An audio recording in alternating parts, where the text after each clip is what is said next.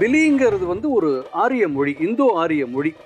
அந்த மொழி சார்ந்து வடநாட்டில் ஒரு மத்திய பிரதேசம் சார்ந்த மாநிலங்கள் இருக்கக்கூடிய ஒரு மொழி அது. பிலின்னு ஒரு மொழி, பழங்கால மொழி. இப்போ அது சார்ந்த மக்கள், அந்த மொழி பேசக்கூடிய மக்கள் ஒரு விதமான வாழ்க்கை முறையை, ஒரு பூஜைகளை, மரபுகளை கையாண்டு வந்தாங்க.